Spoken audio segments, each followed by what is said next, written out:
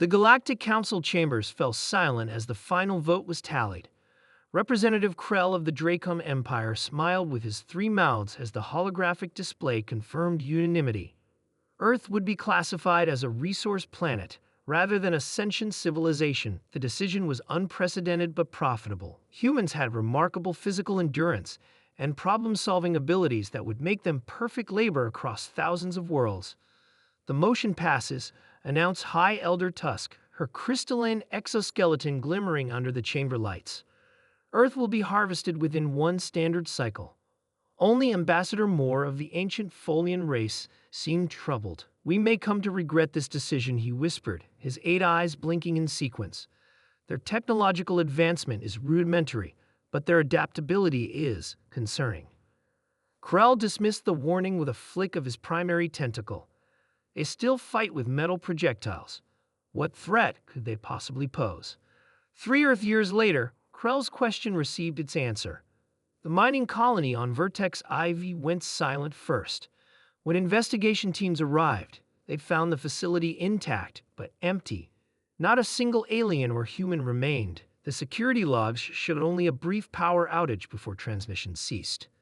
Similar reports emerged across 17 systems within a month. Each followed the same pattern.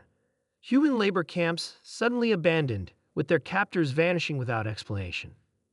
Admiral Jones stood on the bridge of the Defiance *, Earth's first faster-than-light vessel, constructed in secret beneath the Antarctic ice, even as alien ships descended on major cities.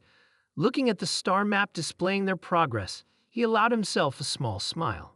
"Status report on Operation Prometheus?" he asked. Commander Reed approached with the datapad. "Coast teams report success on all targets, sir. Liberation of captured humans at 86%.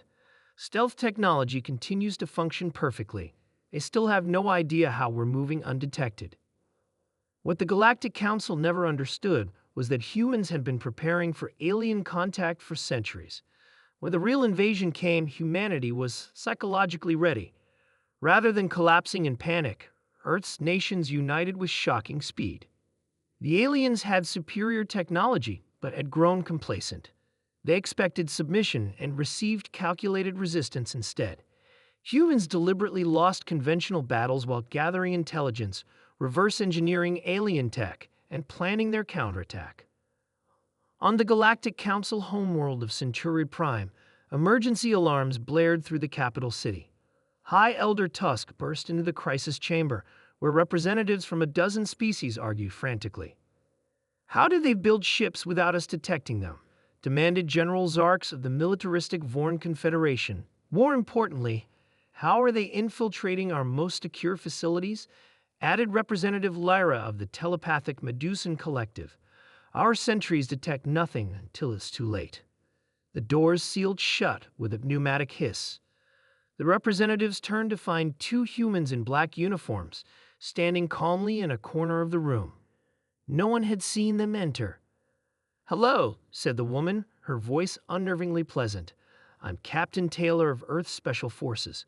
We thought it was time for diplomatic negotiations." "Impossible!" Krell surged forward, weapon drawn. "Our securities." He never finished. Taylor moved with blinding speed, disarming him with practiced ease. "Your security," her companion, Lieutenant Rivera, said while examining Krell's weapon curiously, "was designed to detect your known enemies. Humans weren't considered sentient enough to be a threat, remember? You never programmed your systems to recognize us as potential infiltrators." Taylor placed a small device on the central table. It projected an image of the solar system now surrounded by a field of orbital defenses. "While you were busy enslaving us, we were studying you. Your languages, technologies, biology, psychology, weaknesses. You took our people. We've simply been taking them back." The terms of the Humanity Accords shocked the galaxy. Earth demanded no reparations, no territories, no executions of those responsible. They requested only 3 things: the immediate return of all humans, recognition of Earth as a sovereign world with full Galactic Council membership, and a non-aggression pact. The modesty of these demands confused many Council species, who would have demanded blood had they achieved such leverage. "I don't understand," Krell admitted during the signing ceremony, "You could demand far more. Why show restraint?" Admiral Jones, now serving as Earth's first galactic ambassador, regarded him thoughtfully. "Because this was never about revenge, it was about survival and recognition. You underestimated us once. Forcing harsh terms would only guarantee you try again when you thought you could win. We're offering something more valuable than retribution, a genuine alliance." As the Council representatives signed the accords, many still failed to grasp the full significance of what had occurred. They saw only that a technologically inferior species had somehow overcome them. What they missed was the most important lesson. Humans hadn't just built better ships or weapons. They had done what humans always did: adapt, innovate, and transform disadvantage into opportunity. The very traits that made them valuable as slaves, endurance, resourcefulness, and determination, had secured their freedom. Within a decade, human innovations revolutionized Galactic Council technology. Human diplomatic strategies resolved conflicts that had persisted for centuries, and gradually, the species that had once voted unanimously to enslave Earth came to understand the true consequences of their decision. They had not gained slaves. They had gained their most valuable allies, and narrowly avoided making their most dangerous enemies. As Ambassador Moore remarked at the 10th anniversary of the Accords, "The greatest mistake in our history became our most fortunate error. We sought to break humanity's spirit, and instead, we unleashed its potential."